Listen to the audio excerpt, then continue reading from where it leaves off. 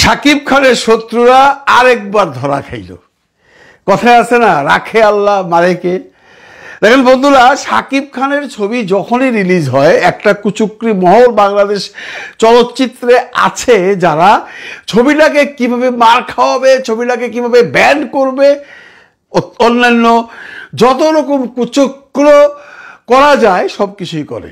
এটা নতুন কিছু না, আমরা সেই তুফান থেকে দেখে এসেছি। তুফান, বরবাদ, আমরা রাজকুমারে দেখি নাই, আমরা প্রিয়তমায় দেখি নাই, কারণ তখন সেই ছবির প্রযোজকের হেডওয়া ছিল ভাই, উনি ছিলেন আরশাদ আদনান, মহামান্য প্রেসিডেন্টের ছেলে। ওই ছবিতে কেউ কিছু করতে পারে নাই। কিন্তু আপনারা যদি পিছনের দিকে তাকান, তুফান, বরবাদ, সব ছবিতেই কেউ না কেউ কোনোভাবে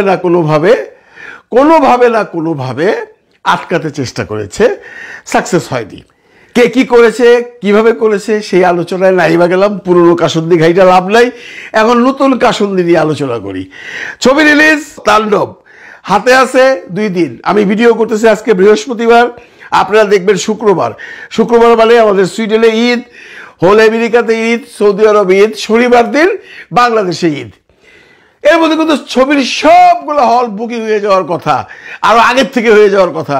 কিন্তু আমি পরশুদিন একটা ভিডিও করছিলাম, বুকিং এজেন্ট প্লাস এক্সিবিটার্স মানে সিনেমা হলের মালিক প্লাস প্রযোজনা সংস্থা একটা গ্যাঞ্জাম চলতেছে বুকিং নিয়ে। কেননা প্রযোজনা সংস্থাকে একটি মহল বুঝাইছে, সেই কুচক্রি মহল, সেই যারা শাকিবকে মারতে চায়, শাহরিয়ার শাকিলকে ওই গ্রুপটা বুঝাইছে আপনি ছবি এইবার সেম পার্সেন্টেজে দেবেন না, আপনার ছবি বড় ছবি আপনি তো দেবেনই না, আমরা বাকি যে ছবিগুলো রিলিজ হচ্ছে কেউই পুরনো কন্ট্রাক্ট অনুযায়ী ছবি দেবে না। আমরা সবাই একজুট হয়েছি, আমরা পার্সেন্টেজ বাড়াতে চাই। হল মালিকরা আমাদেরকে নিষ্পেষিত বলেছে এতদিন, আমি কালকেও বলেছি হল মালিকরা কিভাবে নিষ্পেষণ করেন। আমরা সবাই একজুট হয়েছি, আপনি ছবি দেবেন না, আমরাও ছবি দেব না, দেখি ওরা কি চালায়। হল মালিকরাও গোল ধরে বসে আছে যে আমরা যে নিয়মে বরবাদ চালিয়েছি সেই নিয়মে টাকা দেব, এর বেশি আমরা দেবো না। হল মালিকরা যাচ্ছে না, তারা একটা জোট বেঁধেছে। এর মধ্যে 2-4টা সিনেমা হল ওই সমিতির সাথে বিক্রি করে হাই রেন্টাল দিয়ে করে ফেলছে, কিন্তু বড় বড় 14টা সিনেমা হল যায় নাই। বৃহস্পতিবার হয়ে গেছে, শুক্রবারের পরে ঈদ, এই 14টা হল আসছে না। তো শাহরিয়ার শাকিল ন্যাচারালি ভাবলো এই 14টা হল থেকে ওরা খবর নিয়ে দেখেছে বা ওদের কাছে কাগজপত্র আছে, আমি বলেছি আপনাদেরকে, সেম ম্যানেজার কাজ করেছে। এই 14টা হল বরবাদ ছবির থেকেই 4.5 কোটি টাকা শেয়ার দিয়েছে। তো 4.5 কোটি টাকা তো কম টাকা না। শাহরিয়ার শাকিলের কাছ থেকে কি এই 4.5 কোটি টাকা চলে যাবে? কিন্তু শাহরিয়ার শাকিল যেহেতু কমিটেড, ওই কুচক্রি মহলটি বলেছে কেউ কোনো সিনেমা দিবে না যদি পার্সেন্টেজ না বাড়ায়, আপনারাও দিবেন না। তো শাহরিয়ার শাকিল তো কমিটমেন্টের মানুষ, সে ভাবলো ওরা কেউ দিবে না, আমিও দেবো না, ঠিক আছে, কিছু আর করার নেই, চুপচাপ বসে আছে। বৃহস্পতিবারে মানে গতকালকে সন্ধ্যাবেলায় শাহরিয়ার শাকিল খবর পেল যে এই 14টা সিনেমা হলের মালিক এখন ওই যে ঈদের বাকি সিনেমাগুলো আসছে ওইখানে যাচ্ছে ওইগুলো করবে বলে, কারণ তারা তো সিনেমা হল বন্ধ রাখবে না। খবর নিয়ে জানলো ওই যে সিনেমা হলগুলো করছে বাকি ছবিগুলো তাণ্ডব বাদ দিয়ে সেই পুরনো রীতিতেই করছে, কেউই পার্সেন্টেজ বাড়াচ্ছে না। যে নিয়মে বরবাদ চলেছিল সেই নিয়মেই যে বাকি ছবিগুলো আছে তাণ্ডব ব্যতীত, সেই ছবিগুলো করবার জন্য সেই 14টি হল ঘোরাঘুরি করছে বা কেউ কেউ করেও ফেলেছে সাইন। শাহরিয়ার শাকিল তখন বুঝতে পারলো আমি তো ট্র্যাপে পড়ে গেছি ভাই। আমাকে বলা হলো যে কেউই পার্সেন্টেজ না বাড়ালে ছবি দেবে না, কিন্তু ওরা তো ওদের ছবি দিয়ে দিচ্ছে, আমি কেন লস করব? সন্ধেবেলায় শাহরিয়ার শাকিল কামাল, গেরিসনের কামাল, যার 10টা সিনেমা হল, সেই সিনেমা হলগুলো কি কি পরে বলছি, এবং উল্কার রফিক, উল্কা সিনেমা হল মালিক, ওরা ওদের 2জনকে ডেকেছে। বেসিক্যালি কামালকে ডেকেছিল, কামাল রফিক সাহেবকে নিয়ে গেছে।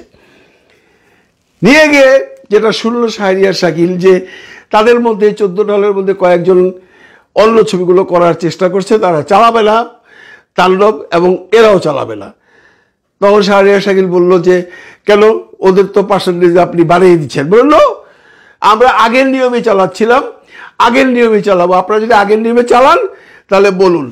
এই সন্ধ্যে থেকে রাত্র 10টা পর্যন্ত দেন দরবার করবার পর সেই 14টা হল আজকে হয়ে গেছে তাণ্ডবের জন্য। 14টা হল কিন্তু সব বড় বড় হল বন্ধুরা। এর মধ্যে আছে যশোরের মনিহার, এর মধ্যে আছে সিলেটের নন্দিতা, এর মধ্যে আছে ঢাকা ক্যান্টনমেন্টের সাভার যে ক্যান্টনমেন্টের বড় হলটা, এর মধ্যে আছে লায়ন সিনেপ্লেক্স কেরানীগঞ্জ, এর মধ্যে আছে মধুবন বগুড়া। এরকম 14টা সিনেমা হলে যদি কোনো কারণে তাণ্ডব না চলে তাহলে সিনেমারও একটু ক্ষতি হবে। এই ক্ষতিটাই চেয়েছিল সেই কুচক্রী মহল, যে ওরা শাহরিয়ার শাকিলকে অফ করে এই 14টা হল, বাকি যে ছবিগুলো রিলিজ হচ্ছে অন্যান্য ছবিগুলো ওরা চালাবে, শাকিলে আঙ্গুল চুষবে। শাকিল কি এত বোধাই নাকি? শাকিল ঢাকার পোলা, হ্যাঁ, ঢাকা শহরের মানুষ হয়েছে ভাই। শাকিল যখন জানলো, শাহরিয়ার শাকিল সাহেব যখন জানলেন যে আমাকে তো ট্র্যাপে ফেলে দিছে এই কুচক্রী মহলটা, আমি এদের সাথে নাই, আমি আগের নিয়মে ছবি দেব, এবং আমি শিওর যে ওই ছবি যদি 4 কোটি 4.5 কোটি টাকা এনে থাকে এই একটা হল থেকে, আমি 5 থেকে 6 কোটি টাকা আনবো বলে সবাইকে ছবি সাইন করে দিয়েছে। ঝামেলা শেষ, পাবলিসিটিও দেওয়া হয়ে গেছে, কাল থেকে পাবলিসিটি হবে। যদিও একটা ছবির পাবলিসিটি আরো আগে থেকে হওয়া উচিত ছিল, কিন্তু হল মালিকরা বলছে যে তাণ্ডবের একটা হাইপ বাজারে উঠে গেছে। আমাকে এক হল মালিক বললো যে আমি অনলাইনে বুকিং ছেড়েছি, সন্ধ্যাবেলায় যখন কনফার্ম হয়েছে অনলাইন জ্যাম হয়ে গেছে শনিবারের টিকিটের জন্য। তাণ্ডবের যে কি একটা হাইপ উঠেছে এটা আমি বলে বুঝাতে পারবো না। এর মধ্যে আরেকটা ছোট্ট গল্প বলে শেষ করছি। যখন এই মারপেট চলছে 14টা হলের সাথে, তখন একটি হল হাই রেন্টাল দিয়ে একা করে ফেলেছে। সেই রেন্টালটা, আমি হলের নাম বলবো না, সেই রেন্টালটা হয়ে গেছে 15 লক্ষ টাকা, যে হল মালিক বরবাদ চালিয়েছিল 6 লক্ষ টাকায়। কারণ সে ভেবেছে আমি এই সমস্ত সমিতির মধ্যে নাই, আমি ভাই ছবিটা চালাবো। 15 লক্ষ টাকা, 6 লক্ষ থেকে 15 লক্ষ টাকায় সে বুকিংটা করেছে। আমি হলের নামটা বললাম না। এখন সে অবস্থা খারাপ, হায় আল্লাহ, আমি 15 লক্ষ টাকা দিলাম, আমি যদি সমিতিতে থাকতাম তাহলে তো 7-8 লাখ টাকা দিয়ে করতে পারতাম। হইল নি? যেমন কুকুর তেমন মুগুর। ওই হল মালিক এমন একটা বাড়ি খাইছে ভাই, 7 লাখ 8 লাখ টাকা হইতো না রেন্টাল। শাহরিয়ার শাকিল কি বলছিল যে আমাকে বরবাদের চেয়ে একটু বেশি দেন, তো বরবাদ 6 লাখ, এটা 7 লাখ হইতো। উনি একা একা যায় 15 লাখ করে ফেলছে, ভাবছে যে আবার আশেপাশে তো কেউ চালাবে না, ওর পাশে আরো সিনেমা হল আছে, বরবাদ চালাবার জন্য, তাণ্ডব চালাবার জন্য রেডি। ও ভাবছে আমি একাই চালাবো, কারণ সমিতির সাথে শাহরিয়ার শাকিলের গন্ডগোল, কেউ চালাবে না, আমি একলা চালাবো। 15 লাখ সই, সব টাকায় আমার। এখন ওর তো কপালে হাত। এরকম ঘটনা আরো ঘটছে, এরকম ঘটনা আরো ঘটবে।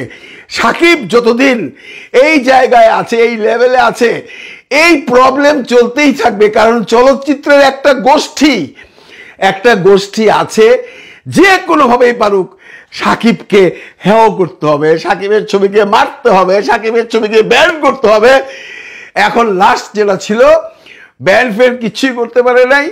এখন তাদের লাস্ট টার্গেট ছিল ডিস্ট্রিবিউশনে গন্ডগোল লাগিয়ে দাও, সে এক্সিবিটার্স মানে সিনেমা হল মালিক ভার্সেস প্রডিউসারের সাথে গ্যাঞ্জাম লাগাই দাও, হলগুলো চলে যাক। কারণ আপনারা একটা জিনিস মার্ক করেন বন্ধুরা, এই যে হলগুলোর নাম বলবো, মধুমিতাও আছে এর মধ্যে। মধুমিতার মতো হলে যদি সিনেমা না চলে তাণ্ডব, তাহলে এটা কেমন দেখায়? বাংলাদেশের অনেক সাকিব ভক্তরা আছে, মধুমিতার সিনেমা দেখে, কারণ তারা সিনেপ্লেক্সে 500-600 টাকা দিয়ে দেখতে পারে না। তাদের আস্থার জায়গায় মধুমিতা, সেই মধুমিতাও ছিল এই 14 হলের লিস্টে। মধুমিতা নাই, মনিহার নাই, মধুবন নাই, সিলেট নন্দিতা নাই, ঢাকা সেনানিবাস নাই। কোথায় চালাবেন ছবি আপনি? কেমন একটা ট্র্যাপে ফেলে দিয়েছিল এই কুচক্রী মহল।